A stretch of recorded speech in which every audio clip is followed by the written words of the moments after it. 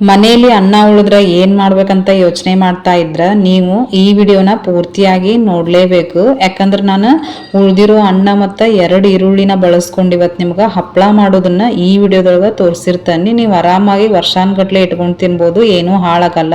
So ಬನ್ನಿ ಈ ಹಪ್ಪಳನ ಯಾವ ರೀತಿ ಮಾಡ್ಬೇಕು ಅನ್ನೋದನ್ನ ನಮ್ಗೆ ಈ ವಿಡಿಯೋದೊಳಗೆ ತೋರಿಸ್ಕೊಡ್ತಾನಂತ.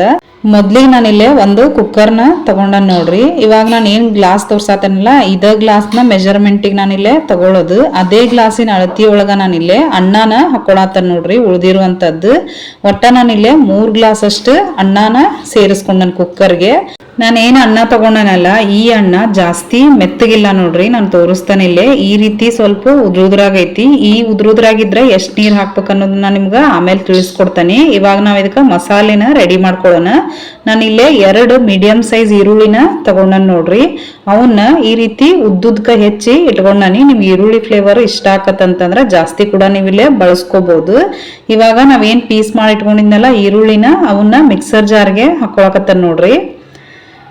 ಈ ರೀತಿ ನಾನು ಏನ್ 2 ಈರುಳ್ಳಿ ತಗೊಂಡಿದ್ನಲ್ಲ ಅವನ್ನ ಸೇರಿಸ್ಕೊಂಡನಿ.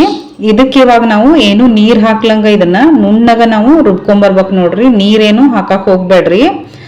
ಈ ರೀತಿ ಪೇಸ್ಟ್ ಆಗಿರ್ಬೇಕು ನೋಡ್ರಿ. ಇದು ನೀವು ನೋಡ್ತಿರ್ಬೋದು ಈ ರೀತಿ ಇದು ನುಣ್ಣಗಿರ್ಬೇಕು. ಯಾವುದೇ ರೀತಿ ಪೀಸ್ ಅದು ಏನು ಉಳ್ಕೊಳಕ್ ಹೋಗ್ಬಾರ್ದು. ಅದ್ರಾಗ ಎಷ್ಟಾಗುತ್ತೋ ಅಷ್ಟು ಇದನ್ನ ನುಣ್ಣಗ ರುಬ್ಕೊಂಬಿಡ್ರಿ. ಇವಾಗ ರುಬ್ಬಿರುವಂತ ಮಿಶ್ರಣನ ನಾವು ಈರುಳ್ಳಿದು ಕುಕ್ಕರ್ಗೆ ಅನ್ನ ಹಾಕಿದ್ವಲ್ಲ ನಾವು ಆ ಕುಕ್ಕರ್ಗೆನ ಇದನ್ನ ಸೇರಿಸ್ಕೊಂಡ್ಬಿಡೋಣ. ಇವಾಗ ಇದನ್ನ ಎತ್ತಿಡೋಣ. ಇವಾಗ ಇದಕ್ಕೆ ಹಸೆ ಖಾರನ ಒಂದು ರೆಡಿ ಮಾಡ್ಕೊಳ್ಳೋಣ. ಅದಕ್ಕೆ ನಾನು ಇಲ್ಲೇ ಒಂದು ಅರ್ಧ ಕಟ್ನಷ್ಟು ಕೊತ್ತಂಬರಿ ಆಮೇಲೆ ಖಾರ ನೀವು ನೋಡ್ಕೊಂಡು ಸೇರಿಸ್ಕೊರಿ. ನಾನಿಲ್ಲೇ ಒಂದು 6 ರಿಂದ 7 ತಗೊಂಡನಿ. ಆಮೇಲೆ ಕರಿ ಮೆಣಸು ತಗೊಂಡನಿ. ಆಮೇಲೆ ಕರಿಬೇವು ತಗೊಂಡನಿ ನೋಡ್ರಿ. ಇಷ್ಟ ಮಸಾಲೆ ಬೇಕಾಗಿರೋದು. ಇವಾಗ ಈ ಪ್ಲೇಟಲ್ಲಿ ಇರೋದೆಲ್ಲಾನು ನಾನು ಈ ಜಾರ್ಗೆ ಸೇರಿಸ್ಕೊಳತ್ತ ನೋಡ್ರಿ. ನಾನು ಅವಾಗ್ಲೇ ಯೂಸ್ ಮಾಡಿರುವಂತ ಜಾರ್ಗೆನ ಇವೆಲ್ಲಾನು ಸೇರಿಸ್ಕೊಳಕತ್ತನಿ. ಇಲ್ಲೇ ನೀವು ಮೆಣಸಿನ್ಕಾಯಿನ ಬೇಕಂದ್ರೆ ಮೆಣಸನ್ನ ಇಲ್ಲೇ ಕಡಿಮೆ ಮಾಡ್ಕೋಬಹುದು. ಮೆಣಸು ಜಾಸ್ತಿ ತಗೊಂಡ್ರೆ ಮೆಣಸಿನ್ಕಾಯಿನ ಕಡಿಮೆ ತಗೋರಿ, ಇಲ್ಲ ಜಾಸ್ತಿ ಖಾರ ಆಗಿಬಿಡ್ತತಿ. ಆದ್ರಿಂದ ಇವಾಗ ಇಷ್ಟನ್ನು ಹಾಕೊಳಕತ್ತ ನೋಡ್ರಿ ಜಾರ್ಗೆ. ಇದಕ್ಕೂ ಅಷ್ಟೇ ಇವಾಗ ನಾವು ಏನು ನೀರ್ ಸಹ ಹಾಕ್ದಂಗ ಇದನ್ನ ರುಬ್ಕೊಂಬರ್ಬೇಕು ನೋಡ್ರಿ. ಇದು ಜಾಸ್ತಿ ನುಣ್ಣಗಾಗಲ್ಲ, ಯಾಕಂದ್ರೆ ನೀರ್ ಹಾಕದೇ ಇರೋದ್ರಿಂದ ಇದು ಈ ರೀತಿ ತರ್ತರಿಯಾಗೆ ಇರ್ತತಿ. ಇಷ್ಟಾದ್ರ ಇದು ರೆಡಿ ಆಯ್ತು ನೋಡ್ರಿ ನಮ್ದು ಮಸಾಲೆ ಖಾರ. ಇದನ್ನ ಇವಾಗ ನಾವೇನು ಅವಾಗ್ಲೇ ಕುಕ್ಕರ್ಗೆ ಹಾಕಿಟ್ಕೊಂಡಿದ್ವಲ್ಲ ಅದೇ ಕುಕ್ಕರ್ಗೆನ ಇದನ್ನು ಕೂಡ ಸೇರಿಸ್ಕೊಂಡ್ಬಿಡ್ತಾನೆ ನೋಡ್ರಿ. ಈ ರೀತಿ ಎಲ್ಲಾನು ಹಾಕೊಂಡಾದ್ಮೇಲೆ ಇದಕ್ಕಿವಾಗ ರುಚಿಗೆ ತಕ್ಕಷ್ಟು ಉಪ್ಪನ್ನ ನಾನಿಲ್ಲೇ ಸೇರಿಸ್ಕೊಳಕತ್ತಾನಿ. ನೀವು ಒಂದ್ ವೇಳೆ ಅನ್ನ ಮಾಡುವಾಗ ಜಾಸ್ತಿ ಉಪ್ಪು ಹಾಕಿದ್ರೆ ಇಲ್ಲೇ ಉಪ್ಪನ್ನ ಕಡಿಮೆ ಹಾಕೋರಿ. ನಾನಿವಾಗ ಒಂದು ಅರ್ಧ ಟೇಬಲ್ ಸ್ಪೂನ್ ಅಷ್ಟು ಇದಕ್ಕೆ ಬೇಕಿಂಗ್ ಸೋಡಾನ ಹಾಕೊಳಕತ್ತಾನ ನೋಡ್ರಿ. ತಿನ್ನು ಸೋಡಾ ಅಂತಾರಲ್ಲ ಅದನ್ನ ಹಾಕೊಂಡನಿ. ಇವಾಗ ಇಷ್ಟೆಲ್ಲ ಹಾಕಿ ಆದ್ಮೇಲೆ ನಾನು ಅವಾಗ್ಲೇನು ಅನ್ನ ಹಾಕೊಂಡಿದ್ನಲ್ಲ ಅದೇ ಗ್ಲಾಸ್ಲೇನ ನಾನು ನೀರ್ನ ಇಲ್ಲೇ ಸೇರಿಸ್ಕೊಂತಾನೆ ನೋಡ್ರಿ.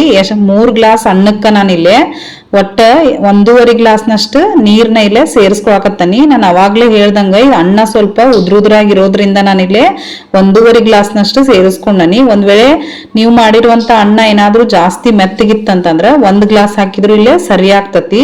ಇವಾಗ ಇದನ್ನ ನೀರ್ನೆಲ್ಲಾನು ಒಂದ್ಸಲ ನೀಟಾಗ ಮಿಕ್ಸ್ ಮಾಡ್ಕೊಂತಾನೆ ನೋಡ್ರಿ. ಇವಾಗ ಇದು ಮಿಕ್ಸ್ ಮಾಡ್ಕೊಂಡಾಗೈತಿ. ಇದಕ್ಕೆ ಇವಾಗ ನಾನು ಲಿಡ್ನ ಕ್ಲೋಸ್ ಮಾಡ್ಕೊಂಡ್ಬಿಟ್ಟು ಇದನ್ನ ಕುದಿಯೋದಕ್ಕೆ ಇಡ್ತಾನೆ. ಇವಾಗ ನಾನಿಲ್ಲೇ ಒಟ್ಟ ಒಂದ್ 5 ರಿಂದ 6 ಸೀಟಿ ಹೊಡ್ಸೇನ್ ನೋಡ್ರಿ. ಅನ್ನ ಜಾಸ್ತಿ ಉದುರಾಗಿರೋದ್ರಿಂದ ನಾನು ಜಾಸ್ತಿ ಇಲ್ಲೇ ಸೀಟಿನ ಹೊಡ್ಸ್ಕೊಂಡಾನಿ. ನೀವು ಮೆತ್ತಗಿದ್ರ ಸ್ವಲ್ಪ ಹೊಡ್ಸಿದ್ರು ಅಕ್ಕತಿ. ಒಟ್ಟ ಇದು ಅನ್ನ ಈ ರೀತಿ ನಾ ತೋರ್ಸಾತ ನೋಡ್ರಿ. ಸ್ಮ್ಯಾಶ್ ಮಾಡಿದ್ರ ಸ್ಮ್ಯಾಶ್ ಆಗ್ಬೇಕು, ಅಂದ್ರೆ ಫುಲ್ ಮೆತ್ತಗ ಆಗ್ಬೇಕಿದು. ಅಲ್ಲಿವರೆಗೂ ನೀವು ಇದನ್ನ ಕುದಿಸ್ಕೋಬೇಕಕ್ಕತಿ. ಇವಾಗ ಈ ಕುದಿಸಿರುವಂತ ಅನ್ನನ ನಾನು ಒಂದ್ ಸ್ಪೂನಿಂದ ಈ ರೀತಿ ಇದನ್ನ ಸ್ಮ್ಯಾಶ್ ಮಾಡ್ಕೊಳಕತ್ತಾನ ನೋಡ್ರಿ. ಅದು ಸ್ವಲ್ಪ ಅನ್ನದಗಳು ನಮ್ಗ ಕಾಣ್ಬಾರ್ದು, ಆ ರೀತಿ ನಾವ್ ಇದನ್ನ ಮೆತ್ತಗ ಮಾಡ್ಕೋಬೇಕಕ್ಕತಿ. ಇಷ್ಟ ಆದ್ರ ಆತ್ ನೋಡ್ರಿ. ಅನ್ನದ್ದು ಹಪ್ಪಳದ ಬ್ಯಾಟರ್ ರೆಡಿ ಆಗ್ತತಿ. ಇದು ಸ್ವಲ್ಪ ಬಿಸಿ ಇರೋದ್ರಿಂದ ನಾನು ಕುಕ್ಕರ್ ಇಂದ ಇನ್ನೊಂದ್ ಪಾತ್ರೆಕಿಲ್ಲೇ ತಕ್ಕೊಂಡು ಇದನ್ನ ಪ್ಲೇಟ್ ಮುಚ್ಚಿ ಒಂದ್ 5 ನಿಮಿಷ ಇಡಾಕತ್ತಾನಿ. ಅದು ಸ್ವಲ್ಪ ತಣ್ಣಗಾಗ್ಲಿ. ಆದ್ರಿಂದ ನಾನಿಲ್ಲೇ ತಣ್ಣಗಾದ್ಮೇಲೆ ಇದಕ್ಕ ಇನ್ನುಳಿದಂತ ಪದಾರ್ಥನ ಇಲ್ಲೇ ಸೇರಿಸ್ಕೊಳಕತ್ತಾನ ನೋಡ್ರಿ. ನಾನಿಲ್ಲೇ 1 ಟೇಬಲ್ ಸ್ಪೂನ್ ಅಷ್ಟು ಜೀರಿಗೆನ ನಾನಿಲ್ಲೇ ಹಾಕೊಂಡನಿ. ಇವಾಗ ಜೀರಿಗೆ ಹಾಕೊಂಡಾದ್ಮೇಲೆ ಇದನ್ನ ನೀಟಾಗ ಇನ್ನೊಂದ್ಸಲ ಮಿಕ್ಸ್ ಮಾಡ್ಕೊಂಡ್ಬಿಡೋಣಂತ. ಜೀರಿಗೆ ಎಲ್ಲಾ ಕಡೆ ಹೊಂದ್ಕೋಲಿ. ನೀವು ನೋಡ್ತಿರ್ಬೋದು ಇಲ್ಲೇ ಬ್ಯಾಟರ್ ಎಷ್ಟು ಸ್ಮೂತ್ ಆಗೈತೆ ಅಂತ ಹೇಳಿ ನಾನು ತೋರಿಸ್ತಾನೆ ನೋಡ್ರಿ. ಸ್ವಲ್ಪ ಅನ್ನದಗಳು ನಮ್ಗ ಯಾವುದೇ ರೀತಿ ಕಾಣಬಾರ್ದು, ಆ ರೀತಿ ನೀವು ಕುಕ್ಕರ್ ಒಳಗ ಜಾಸ್ತಿ ವಿಜಲ್ ಹೊಡಿಸ್ಬಿಟ್ಟು ಅನ್ನನ ನೀವು ಮೆತ್ತಗ್ ಮಾಡ್ಕೋಬೇಕು, ಅವಾಗ ಹಪ್ಪಳ ಚೆನ್ನಾಗಿ ಬರ್ತತಿ. ಇವಾಗ ನಾನು ಹೆಂಗ್ ಹಪ್ಪಳ ಮಾಡೋದು ಅಂತೇಳಿ ತೋರಿಸ್ತಾನೆ ಬರ್ರಿ. ನಾವೇನ್ ಅನ್ನದ ಇದು ಮಾಡ್ಕೊಂಡಿದ್ವಲ್ಲ ಅದನ್ನ ಈ ರೀತಿ ಚಿಕ್ಕ ಚಿಕ್ಕದಾಗಿ ಉಂಡೆ ಮಾಡ್ಕೊಂಡು ನಾನಿಲ್ಲೇ ಇಟ್ಕೊಳತನ ನೋಡ್ರಿ. ಒಂದು ಪ್ಲಾಸ್ಟಿಕ್ ಶೀಟ್ ಮೇಲೆ ಇಟ್ಕೊಂಡ್ಬಿಟ್ಟು ಇನ್ನೊಂದು ಸಣ್ಣ ಪ್ಲಾಸ್ಟಿಕ್ ಶೀಟ್ ನ ನಾನು ವಿಡಿಯೋದೊಳಗೆ ತೋರ್ಸಾತ ನೋಡ್ರಿ. ಆ ರೀತಿ ಇಟ್ಬಿಟ್ಟು ಒಂದ್ ಪ್ಲೇಟ್ ತಗೊಂಡು ಈ ರೀತಿ ಪ್ರೆಸ್ ಮಾಡ್ಕೊಂಡ್ಬಿಡ್ರಿ. ಇಷ್ಟ ಮಾಡ್ಕೊಂಡ್ರ ಆತ್ ನೋಡ್ರಿ. ನೀವು ನೋಡ್ತಿರ್ಬೋದು ಎಷ್ಟು ಚೆನ್ನಾಗಿ ಏನು ಕ್ರಾಕ್ಸ್ ಇಲ್ಲಂಗ ಬಂದತಂತ ಹೇಳಿ. ಈ ರೀತಿ ತಕ್ಕೊಂಡ್ರ ಆತ್ ನೋಡ್ರಿ. ಇಷ್ಟ.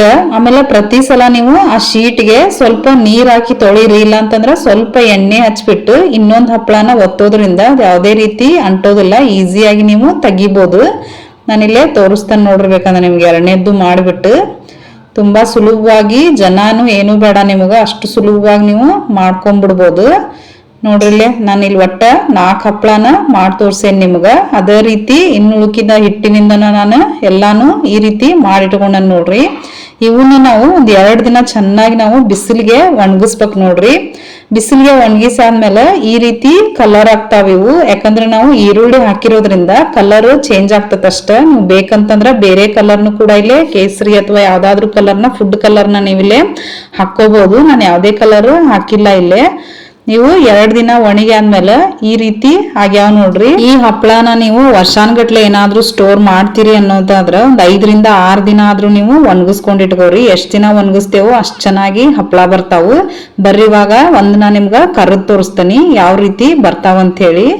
ನಾನಿಲ್ಲೇ ಎಣ್ಣೆನ ಬಿಸಿ ಮಾಡಿರುವಂತ ಬಾಂಡ್ಲಿಗೆ ಒಂದ್ ಹಪ್ಪಳ ಹಾಕ್ಬಿಟ್ಟು ನಾನು ವಿಡಿಯೋದೊಳಗೆ ತೋರ್ಸಾತನಲ್ರಿ, ಆ ರೀತಿ ನೀವು ಪ್ರೆಸ್ ಮಾಡಿ ಮಾಡಿ ಈ ಹಪ್ಪಳನ ನಾವು ಕರ್ಕೋಬೇಕತಿ. ಯಾಕಂದ್ರೆ ಈ ಹಪ್ಪಳ ಸ್ವಲ್ಪ ದಪ್ಪವಾಗೆ ನಾವು ಮಾಡ್ಕೊಂಡಿರೋದ್ರಿಂದ ಈ ರೀತಿ ಮಾಡೋದ್ರಿಂದ ಚೆನ್ನಾಗಿ ಅದು ಕ್ರಿಸ್ಪಿಯಾಗಿ ಬರ್ತತಿ. ನಾವು ಒಂದ್ ವೇಳೆ ಈ ಹಪ್ಪಳನ ನಾವು ತೆಳುವಾಗಿ ಮಾಡ್ಕೊಂಡ್ಬಿಟ್ರ ಇವು ಬೇಗ ಮುರಿಯೋ ಚಾನ್ಸಸ್ ಇರ್ತತಿ. ಆದ್ರಿಂದ ಈ ಹಪ್ಪಳನ ನಾವು ಸ್ವಲ್ಪ ದಪ್ಪವಾಗೆ ಮಾಡ್ಕೋಬೇಕು ನೋಡ್ರಿ, ಇಲ್ಲ ಅಂತಂದ್ರ ಬೇಗ ಕಟ್ ಆಗ್ತಾವು. ಇವಾಗ ನಾನಿಲ್ಲೇ ಎರಡನೇದ್ದು ನಿಮ್ಗ ಕರ್ದು ತೋರಿಸ್ತಾನೆ ನೋಡ್ರಿ. ನೀವು ನೋಡ್ತಿರ್ಬೋದು ಸೈಜು 2 ಪಟ್ಟು ಜಾಸ್ತಿ ಆಗೈತೆ ಅವ್ಕುರ್ದು. ತಿನ್ನೋದಕ್ಕೂ ಅಷ್ಟ ಈರುಳ್ಳಿ ಎಲ್ಲ ಹಾಕಿರೋದ್ರಿಂದ ತುಂಬಾ ಚೆನ್ನಾಗಿರ್ತತಿ. ಟೇಸ್ಟ್ ಅಂದ್ರೂ ಸೂಪರ್ ಆಗಿರ್ತತಿ. ಅನ್ನ ಸಾರು ಮಾಡಿದಾಗ ಇಲ್ಲ ರಸಂ ಜೊತೆ ಅಂದ್ರೂ ಸೂಪರ್ ಕಾಂಬಿನೇಷನ್ ಅಂತ ಹೇಳ್ಬೋದು ಈ ಹಪ್ಪಳನ. ಸೊ ನೀವು ನೋಡ್ತಿರ್ಬೋದು ಇಲ್ಲಿ ಎಷ್ಟು ಚೆನ್ನಾಗಿ ಬಂದಾವಂತ ಹೇಳಿ.